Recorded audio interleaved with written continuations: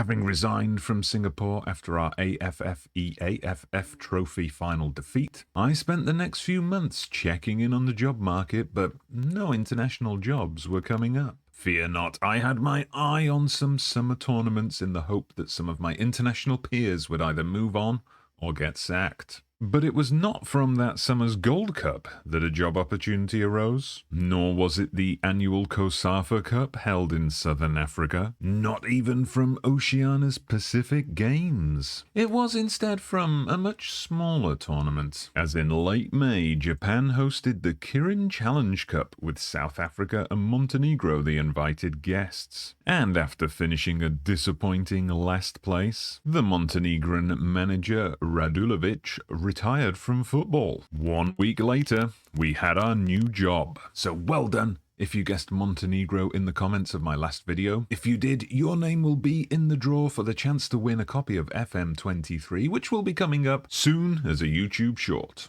And even if you didn't win, remember you can still get FM23 cheaper than Steam using my referral code from Fanatical. The link's down in the description. Great way to support the channel. So we joined a Montenegro side ranked 80th in the world and in the midst of their Euro 2028 qualifying campaign. For some reason, the Montenegrin FA waited until after the early June qualifier with Liechtenstein, a 2-1 win, to offer me the job, meaning my first game in charge, 1 day after taking the job, would be, well, look at that, Liechtenstein again in the return match. Thanks to a surprise 1-0 win over Ukraine in their second match, Montenegro were in a strong position, though it was early days. We would look to Haksabanovic, now at AC Milan, to lead the charge, especially as most of the squad were on the wrong side of 30. And aside from the aging Đurđević and Mugosha, there was a lack of international goal-scoring experience. Still, what better start could we have than a trip to one of Europe's tiniest minnows? It was a comfortable, if not comprehensive, win as Osmaic opened the scoring late in the first half, and Savicevic added a penalty in stoppage time for a 2-0 win. A narrow friendly defeat to Israel and a narrow friendly victory over the Faroe Islands set us up for a crucial trip to Armenia. Just 5 minutes into the game in Yerevan, Vukakic opened the scoring with a goal from a corner. Haksabanovic lived up to his billing as our key player, with 2 fine strikes sandwiched either side of an Armenian goal as we picked up a vital 3-1 win. With Ukraine struggling, having lost their match in Armenia and having lost at home to Germany, we looked to be in a really strong position to qualify automatically. So the next international window with matches against Germany and Ukraine would be massive. Unfortunately, the only thing massive about the first game was the scoreline in favour of Germany. However, a defeat in Berlin was ultimately neither here nor there. It was the home game against Ukraine that could make or break our qualifying chances. Nothing less than a win would do for Ukraine. Any other result would see us through, and we got off to a near-perfect start as we opened the scoring on 5 minutes, Savicevic scoring after some great play through the middle. We then doubled our lead before 10 minutes as Osmaic powered in a header. We were in dreamland at this point and looked to immediately extend our lead.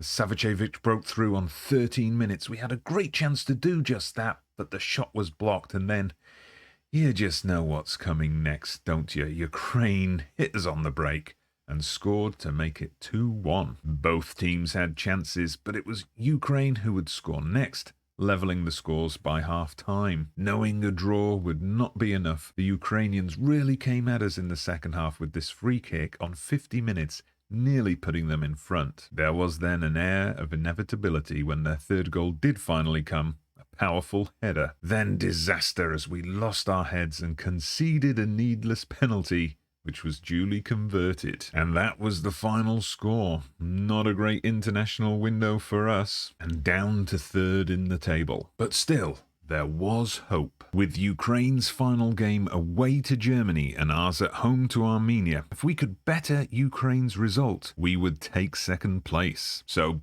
Come November, distracted with our minds firmly on that game in Berlin, we got humbled in a friendly at Hampden Park. But thankfully, Germany played their part and won, making great use of those wonder kids. And that meant just a point would be needed from our final game. The opening period of the game passed by tensely until we narrowly survived an Armenian chance on the break. Another chance on 37 minutes needed a great save from our keeper as the whole stadium was on tenterhooks. And then disaster as a deep free kick led to Romerico giving Armenia the lead. That spurred us into life, however, as we hit the post and then got the equaliser. But wait, offside, oh no. And with Armenia going close again just before half-time, it really looked like it wasn't going to be our night. Early in the second half, a goalmouth scramble and another goal disallowed. My God, this was tense. Armenia was still threatening to extend their lead and our keeper made another cracker of a save before a moment of pure luck. Just as it seemed a good chance had gone begging, Armenia got too fancy for their own good and literally gifted us an equaliser. We then sat back and watched and waited as the clock edged beyond 90 minutes.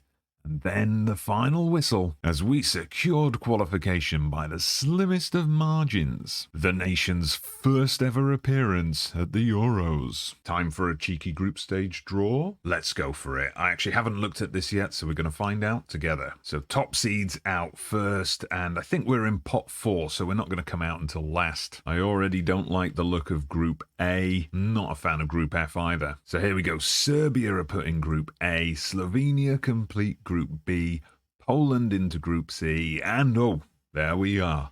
Group D, Holland, Denmark, and Belgium.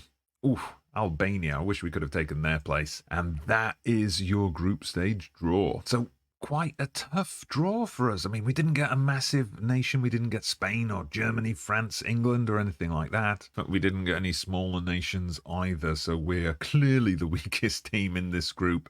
Belgium, Denmark, and Holland all up there in the world rankings. So, yeah, 3 tough games await us, but who wouldn't look forward to a summer trip to Spain? So make sure you're subscribed so you don't miss the next episode. It's going to be the Euros, everyone.